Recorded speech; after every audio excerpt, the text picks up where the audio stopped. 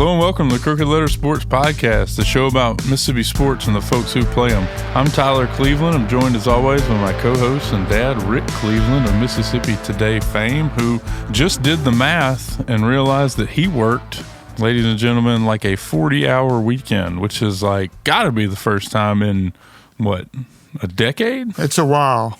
It was a reminder of many past 40-hour weekends. You don't like it, do you?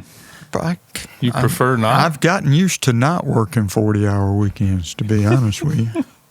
Well, yeah. Well, we've got just a mountain to get to. It's all football, so Dad, we're going to start today with the Egg Bowl fallout, and our listeners will be excited to hear their umpteenth millionth Lane Kiffin takes, which I know both of us have them. We'll talk a little bit about the SEC and SWAC Championships, which suddenly looks losable for Jackson State, although, they got a shot against Prairie View. And then we'll take a look ahead at the high school football championships set for Davis Wade Stadium. Dad, let's start with the Egg Bowl. Let's very quickly talk about the Egg Bowl. Our listeners know well what happened at this point. Ole Miss 38, State 19. Trinidad Chambliss just puts the exclamation point on an outstanding regular season. 23 of 34, 359, 4 touchdowns. Should be in New York, in my opinion. Absolutely should be in that conversation. And no knock on the guys that are actually going, but man, he's special. And he had a special season, and I don't want that to get lost in all this. I hate that we're going to spend so much time talking about Kiffin here in a minute, and not Trinidad Chambliss and Kewan Lacey, who is maybe the best back in the SEC. Just throwing it out there.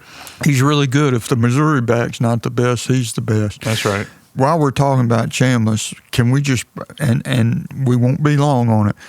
The Mississippi State quarterback. Kamario Taylor, I had him in my notes. He's next. 174 rushing yards, 178 passing yards, 2 touchdowns on the ground. If he starts all season for them, I think they find a way to win one or two of those tight games. And I'm not – this is just obviously hindsight's 20/20, and, knowing what we know now, it's easy to say that. But he is going to be – really special. If they can surround him with some receivers and a running back and play better defense, well, he is a guy you can build a program around. He is potentially a Dak Prescott type guy. Yeah. Well, let's while we're talking about, let's just go ahead and talk about Mississippi State and put that season to bed real quick before we get into the meat of this thing. State finishes 5-6 overall and 1-7 in the SEC. They are 7-17 under Jeff Lebby in 2 years. Do you have any faith that they will be able to surround him and have success in year 3? If they step up as much from year 2 to year 3 as they did from year 1 to year 2, I think they will. When you say step up, you mean financially? Yeah. I mean, so pay the players. That's what it takes. You're right. Do you think that, how tough is it to go back to the well with your hat in your hand with a big 7-17 label on your head asking for more money? I just don't know how this – I don't know either. I don't think that State should get into the coaching carousel. I'll say that. I think that they would have if they were going to by now. But if you were going to make that decision, or if you were in favor of State making that decision, it is very easy to point to the 7-17 in 2 years and the fact that the defense at the end of the year this year was as bad as it was last year. Despite looking better early in the season, I just don't see a lot of movement in a positive direction. And, if anything, maybe this Lane Kiffin drama, maybe it helps even the playing field back up, because my takeaway after Friday was I don't remember the last time that these two programs were that far apart. Yeah, well, I've said it 100 times, and I've written it. The program that Lebby inherited was at rock bottom. He hadn't done it enough to satisfy everybody yet, but he's made improvements every year. I think if you give him what he needs to work with, and the fact that he already has a special player talent at quarterback, that he can get it done. Okay. I tend to agree with you. I think it is the circumstances and not the coach. I'm just at some point they're going to need to do something. I mean, you kept saying, at some point this team is going to beat somebody. Well, they never did. They never did. I mean, they beat an Arkansas team that's having its, That's right. But 2 years ago, do you think they would have gone head to head with Texas? And I'm not into moral victories, okay. And neither are Mississippi State fans at this point, I'm assure you. All right, let's talk about the Lane Kiffin debacle. And Pete Golding. Right. Well, we're going to get there. Yeah. Ole Miss locked up a playoff berth by beating Mississippi State. And then that finished the best season in school history. In regular season history. And then Lane Kiffin left for LSU on a Sunday in which, maybe the messiest thing I've ever seen. So much worse than the Pine Box, as I told you on the phone when it was happening. Ole Miss turns around and names Pete Golding, which pretty much is the only move they had, named Pete Golding the head coach to keep the coaching staff and the team together going into what should be a promising playoff situation that they're in, playing a game at home, which is, I guess every college coach in the country is building their program to the point where they can host a first-round playoff game and have a shot at a national title. And that's not what Lane Kiffin was doing. Lane Kiffin was building a resume so that he could go to LSU. First chance Well, it wasn't the first chance. Well, the first chance he had to go somewhere. Famously, he stayed, but maybe it wasn't the right job. If it had been LSU then. Yeah, well, maybe so. What is Ole Miss getting in Golding, and what was your take on making that hire? I felt like it was the only thing they could do. Yeah, given the circumstances, I love the hire, and Pete Golding is one hell of a football coach. Again, the biggest step in sports is from being a coordinator of a big-time football program to becoming the head coach. There's so much peripheral stuff you have to deal with, and you just never know. There's been some great coordinators who just couldn't hack it as head coaches, and then there's been many, many, many who went on and became great coaches. So we'll just have to wait and see on Pete. But as a defensive coordinator and a recruiter, his track record is splendid. Yeah, well, that's what I was going to say. The recruiting piece of it doesn't need to get overlooked. He's one of the guys. He's the best. On that staff. And I don't know.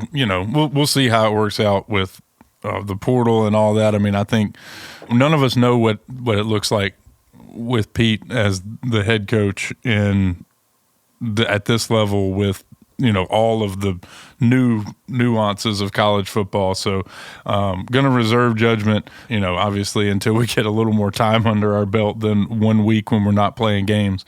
Do you think it's possible for Ole Miss to keep rolling without taking a step back? A step back from 11-1. Yes.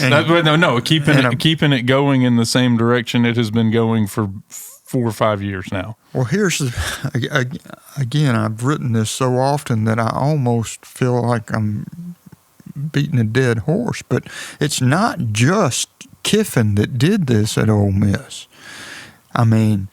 The school, the boosters, the administration, the wherewithal they gave him is unprecedented in Mississippi football history. They have invested an incredible amount of money into the football program.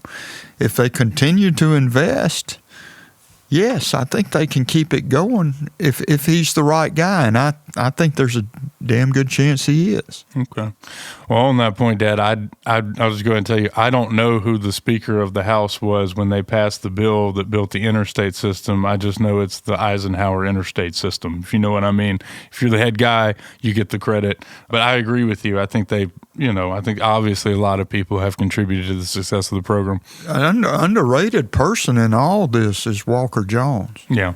The Grove Collective. Mm-hmm. He has been instrumental in all this success, which is fun for me to see because I remember covering him as a pretty good linebacker at Ole Miss.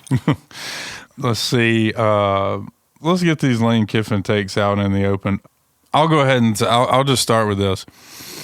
I think my favorite part of all of this is Kiffin saying that he was, he wishes that his dad was here to guide him through the moment and that he was going to pray and figure out what to do. Well, apparently his dad would have screwed over every school that he's ever coached at except for FAU. And when he prayed, the answer to the prayer was to do what's best. Torpedo the best regular season in Ole Miss history, or tried to torpedo the best season in Ole Miss history over pettiness, that they would not let him coach in the playoff. I agree 100%. Would agree with what? I agree with you that it's ridiculous. The whole thing on its face is ridiculous. The decision, I got a lot of, looks like I have to go make a decision now. What a victim.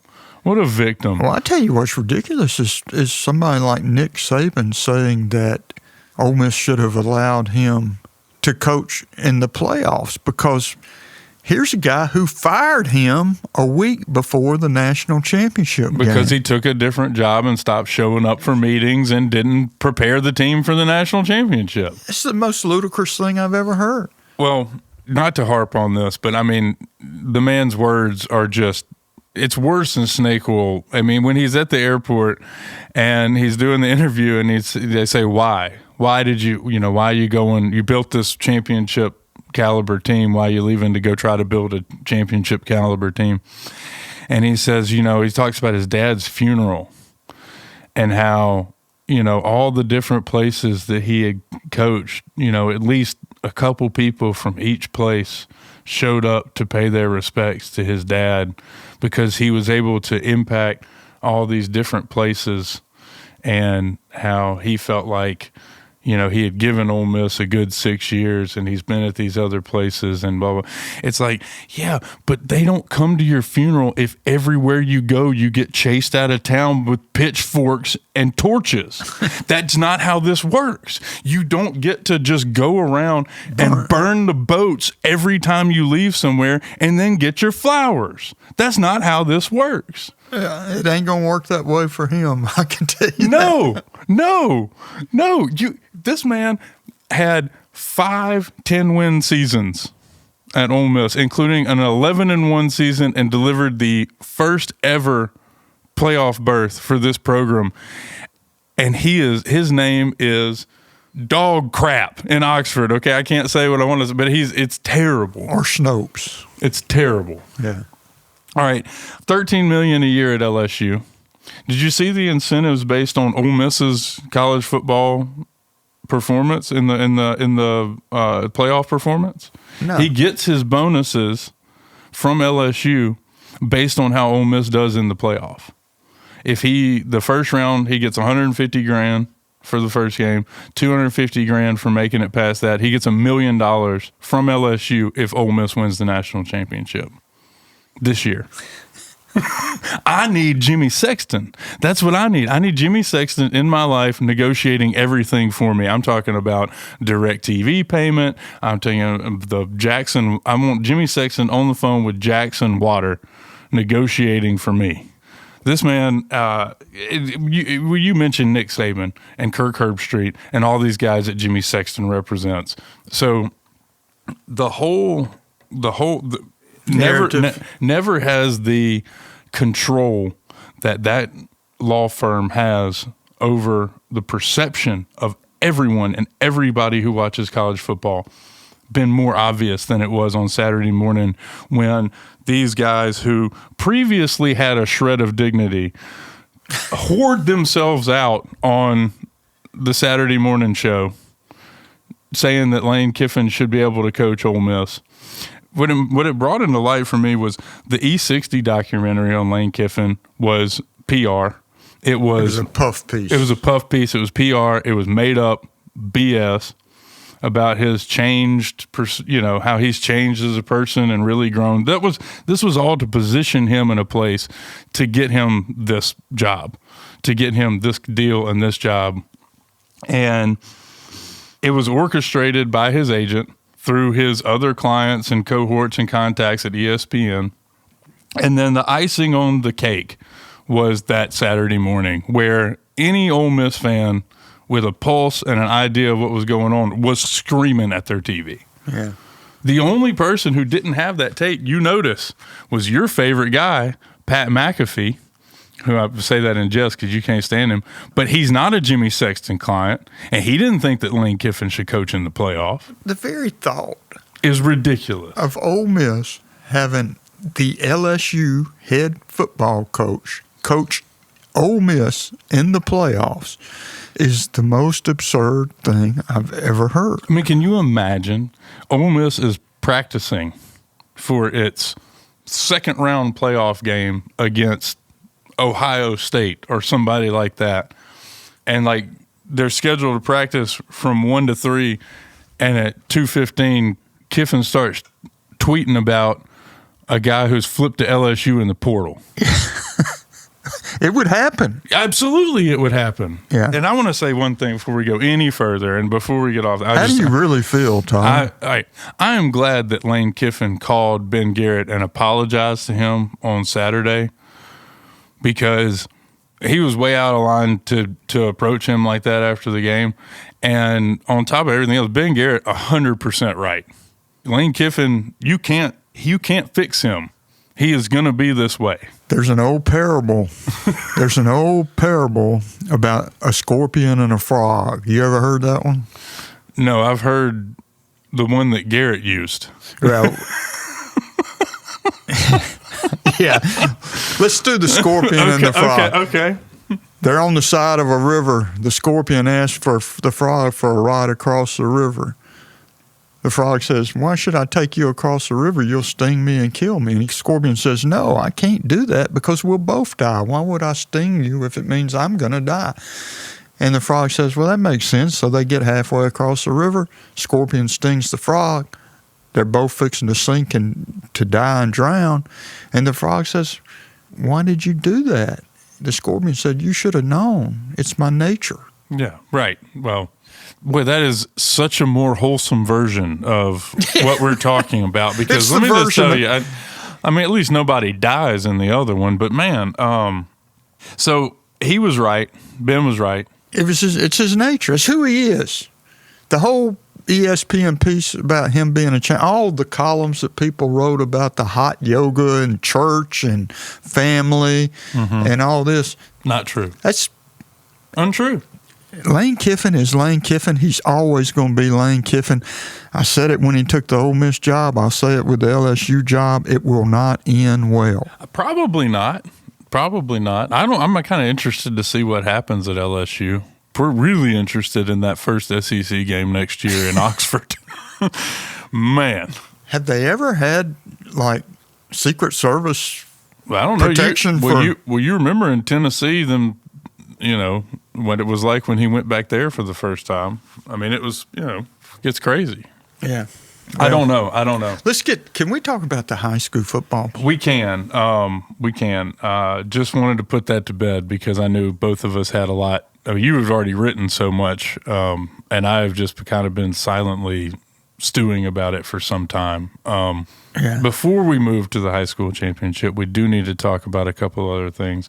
Southern Miss finished the season out with a loss at Troy, but they still, was it 7-4? 7-5. 7-5. You play 12 these years. That's right. These days. Well, talk about how worked up I am over Lane Kiffin. 7-5, a marked improvement from the year before, but with the caveat that the last 3 games could have gone better. Yeah. It all seems to have started with the injury to the quarterback. Yeah, but he played. He played, but he is a mobile quarterback who is no longer mobile. Yeah. And he beats people, even in those, when they were 7-1 or whatever they were, he was beating people with his legs, 7-2. and not with his legs as much as he was his arm. I would tend to agree. I think the defense kind of fell off as There's well. no I mean, doubt. ain't no doubt about that. I mean, But they're on the field a lot more. well, you win, all you needed to do was win one of those three, and you lose to South Alabama 42-35. It's not like they couldn't put up points. It just, I think there's a reason to be, there's lots of reasons to be optimistic about the future of Southern Miss football now compared to what it was going in. I would point out they lose 18 out of 22 starters. Yeah, going to be. I mean, that's he's going to have to do it again. That's the nature of the beast at this point. You have to do it every year. Yes, and it's a hard job. They were better this year. They're going to play somewhere. Right, they're going to play in a bowl game. They hope. I think from talking to people down there, they hope it's the New Orleans Bowl. That'd be cool. Well, it's December 23rd. It's We'll already be there. yeah. Okay. Well, that's exciting. I'm excited about that. What do you think it is about Southern Miss? And it's like, I feel like, I can't remember if it was Tommy Boy or Black Sheep that Chris Farley had this bit where he was like, talking about how much he loves something and he just loves it so much. He just wants to squeeze it all tight and he ends up, choking it to death. Mm-hmm. I feel like that's the way Southern Miss feels about success in not all sports, but definitely they just, they were at one point we thought this team was going to be where they were 7-2, thought they were going to play for a Sun Belt championship. And who knows what happens after that? You want to be the highest ranked, G6 team or whatever the hell they're calling it now. Could still be James Madison. Could still be James Madison. But there was a point in the season where in your wildest of wild dreams, you thought maybe that could be Southern Miss. And then it just, do you think it was more a circumstance or, do you think there's a lesson to be learned? And if there is, what would it be? Got to get better. That's it. All right. Just got to get better. That's it. Yeah. Just got to improve the roster over what they did. I don't see how they do that, but I think they remain competitive. I don't know how. I just have enough faith in Huff. I think that he knows what they need to compete in that league, obviously, and I think that he knows how to do it without rating one team like he did with Marshall. Because he did it at Marshall. He built it at Marshall, right? So, he knows how to do it, and he knows what it takes to win in the league. And ultimately, I think those are the two most important qualities in a head coach. So I think they're going to continue to be competitive. I'd just kind of a little sour grapes, disappointed at how this season ended. Dad, on to the SWAC Championship, where Jackson State is going to play Prairie View in the SWAC Championship at 1 p.m. on Saturday. Prairie View, as you were telling me off air, pretty damn good team. 9-3. They won their last 3 games, all by more than 40 points. They're hot. It's going to be a really good game at the Vet. I think so, and I'm just excited to have it here. Yeah. So I think JSU's pretty tough to beat at home. I think it'll be a big crowd. I hope it's a good weather day. But it should be. I just wish this game wasn't every year on the same Saturday as the state championship games. Yeah, it would be nice because I haven't seen them play for a SWAC championship in years because of that. Yeah. Well, let's get to those state championship games. That's enough college football for you guys, I hope. Do you want to play a game? Yeah, let's rapid fire it. Okay. All right, Tyler, I'm going to give you – we're going to go in order the games are played. I'm going to give you the game. You give me the winner, and I'll tell you if you're right or not.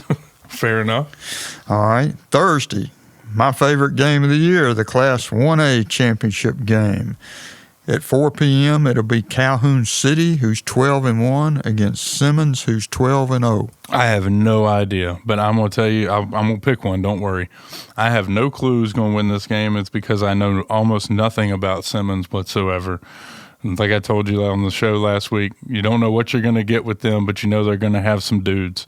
I'm going to pick Calhoun City. I think the road is tougher in the north, and I don't know enough about Simmons to make a pick in the other direction, so I'm going to go with Calhoun City. I'm going to take Simmons because I've so rarely ever seen them lose in this championship game. You haven't watched them the past couple of times in the championship. Well, they haven't made it to the championship. So, all right, let's go to the Class 5A game, which is West Point versus Brookhaven at 7:30 p.m. Thursday night. I'm going to take the number one West Point Green Wave, seeing as how they haven't lost a game. They've been ranked number one all season, and yeah, I think that I've said enough. But Brookhaven's had a fine season. They've had a great season. I don't know. I mean, I think they can, but they have to play perfect. They would have to play absolutely perfect to beat West Point. West Point is going to hold the ball. They play 48 minutes in high school football, and West Point aims to hold it for 40 of those. So good luck. Yeah, and, if you look back over the years, if you just took West Point in every game they've ever played, you're way ahead of. If you started with $1 and you bet $1 on that first game, and then $2 on that second game, and then $3 on, you would only have reset about 3 times in like 6 years. Yeah. So, yeah, it's a good idea. Yeah.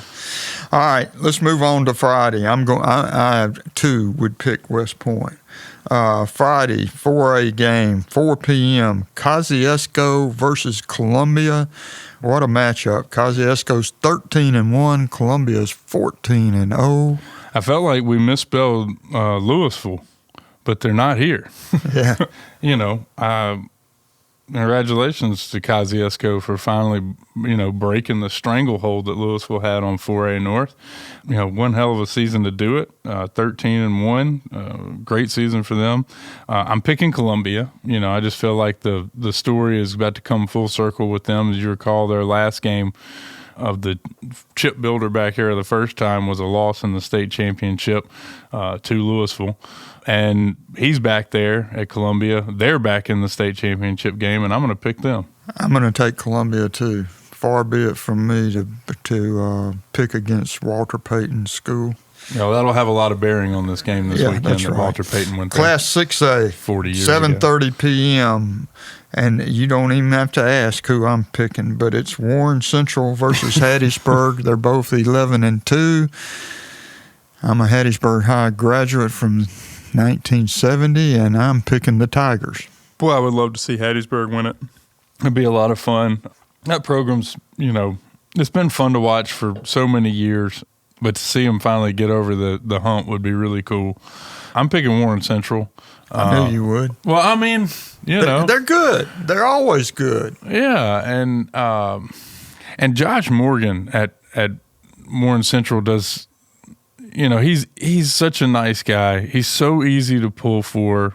He's such a good coach. That's such a good Mississippi family. Absolutely, man. So I think they get over the hump. I think Warren Central brings it home, and I don't know when the last time they won a championship was, but it's been a minute, and that's a proud program that's always competitive. I think that's the game I'm probably looking forward to the most this week. The last time Hattiesburg won a state championship, because I wrote about it last year when they played for it and didn't win it, 100 years ago last year. 100 years ago. So, well, for the majority of that time, they were in the highest classification in the MHSAA, which is just not that school hasn't been big enough for that distinction. Well, even then, 100 years ago, there wasn't a playoff. They just right. won the mythical state championship right, where they picked the best, what everybody perceived as the best 2 teams in the state, and had a bowl game. Yeah, and Hattiesburg won it. Not out of the Little Dixie Conference or the Wonder Bread Conference or whatever the hell they were calling it. No. Okay. So that takes us to Saturday. That takes us to Saturday when we play 3 games. The triple header. Yeah. The first one is at 11 a.m., right? No, noon. Noxubee County and Raleigh, 2 traditional Mississippi football schools. Yeah, I don't know enough, again, about these 2 teams, but I'm going to say Noxubee County. I like that I keep saying I don't know and then picking somebody, but I guess that's the nature of the game. Noxubee County has played maybe the toughest schedule of anybody because every year they just play they play the other teams in the triangle. Yeah. And to come out of that 11-3, they must be really, really good. And last I heard, Sunterian Perkins is not suiting it up for Raleigh. Well, you remember that last time we saw these two teams play down in Hattiesburg State Championship. Well, I want to say that was the Camario Taylor. Camario Taylor was and Sunterian Perkins. Well, yeah, Raleigh. And it went to the final play. It was just a great game. Because of Camario. Yeah. No, I think that's going to be a really good matchup. I'm going to pick Noxubee County to come out on top this time. I will too. But I'll say this, Raleigh, 13-1, man. Yeah. What a year. Yeah. All right, 2A game, 3:30 p.m., East Webster and Heidelberg. Oh, man. I guess I had to start by saying our mutual friend Robbie Falk, his East Webster, one of the Wolverines. I think they're fully invested up there, but I think Heidelberg's going to win this game. They're the team that's been in this situation a couple of times now. I think they've really elevated their program to the point where they're a championship contender year in and year out. I think they get it done. I'm going to pick East Webster. Okay. And then finally, you go against me. The final game, Tupelo, the 7A championship, Tupelo 13-1 against Gulfport 11-2. Can we just stop for a second? There is a team from Region 4 playing for a state title in Mississippi. We didn't think we'd ever see it again. I mean, the way things had gone, they had just getting beaten year after year after year. And I just want to point out, Gulfport absolutely trounced Brandon in the South State Championship last week. I mean, beat the brakes off of them to finally bust through. So congratulations to Gulfport. You've had a great season.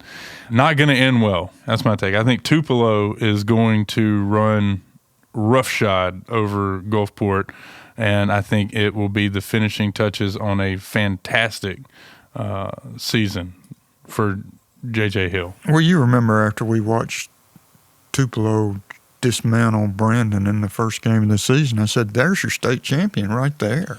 Yeah, but we didn't know much about Brandon at the time. And, yes, they made it all the way to South State, but, man, it wasn't the Brandon team we thought we were going to see. No, but Tupelo has struggled. They barely slipped by Oxford, which I guess is is Oxford High? Are they in the market for a new quarterback? Yes, they are. You don't think Knox is going to stay in Oxford? Well, there were pictures of him. Well, he's gone then. Let's stop there. Well, why do you think Tupelo is going to run roughshod, as you put it, over Gulfport? Because of the difference in the North and the South.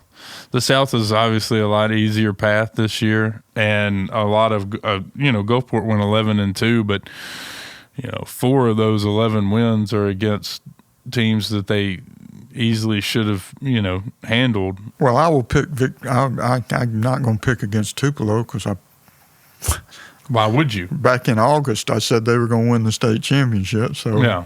I'm not picking against them now. But you think it's going to be closer than I think it is? I think it might be. I mean, if Gulfport beat Brandon like they did, and Brandon came along and got a lot better as the season went along, I don't know.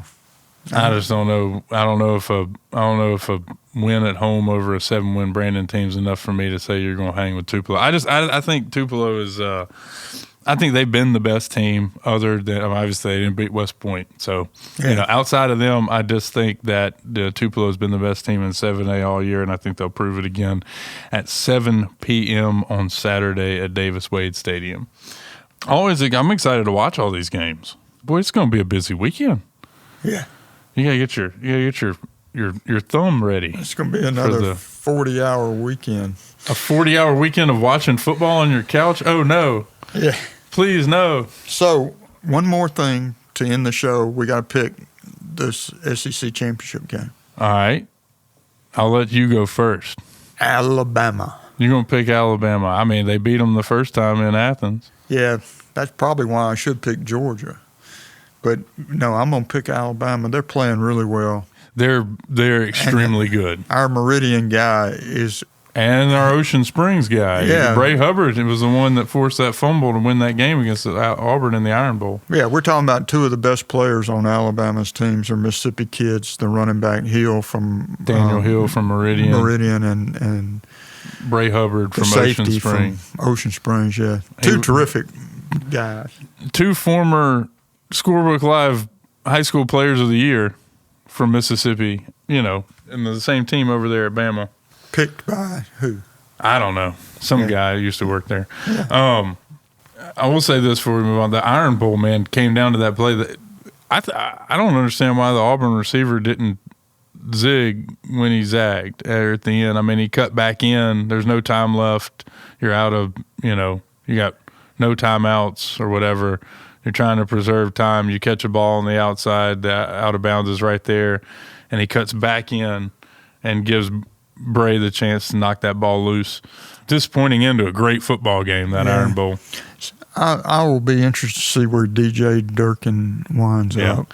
I think he's a great head coaching material. We'll see if anybody he got him. them ready to play for that game. I'll say that. He's a good coach. And before we move on that, just real quick caveat there.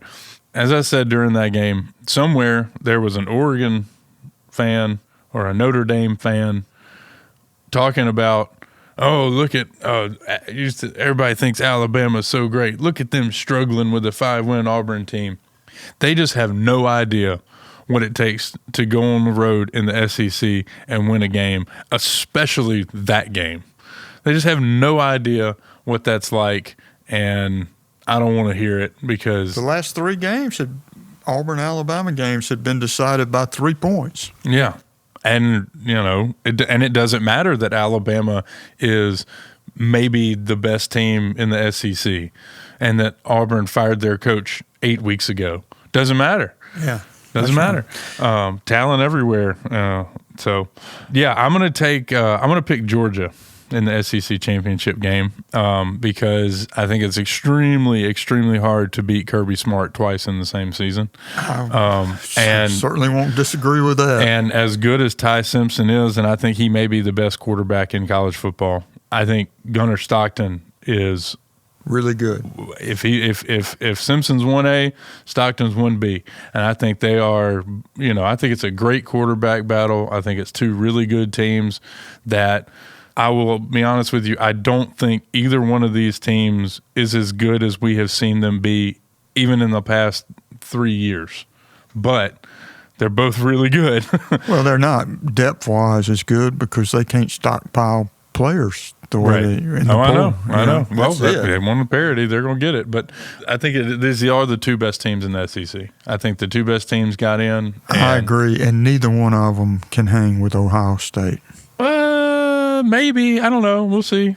I'm interested to see Ohio State in the Big 22 championship or whatever the hell they're playing up there now. I mean, Indiana will be the best team that they have played outside of Texas, and they got Texas really, really early. And people act like that was a blowout. I mean, that was it was a 1-score game. Ohio State's talent level is way on up there, and they just trashed Michigan. Well, Michigan, not good. That's where Michigan belongs. But I think this game against Indiana it'll be telling about both teams because I know Indiana really hasn't played anybody either. So we got Indiana and Ohio State. I mean, their best wins are, neither one of them has a win on their resume like Alabama does at Athens. You know what I mean? They don't have that. And, one of them's going to get a pretty good win in that Big Ten championship game. And Ohio State's going to win the national championship. Okay, well, I guess we're just prediction central over here for Red, guys. We are way over time this week. Thank you so much for tuning in. We'll talk to you next week in this space, and God willing, we'll have crowned 7 high school championships, a SWAC champion, an SEC champion. It's going to be an exciting week. Looking forward to it. Take it easy, everybody.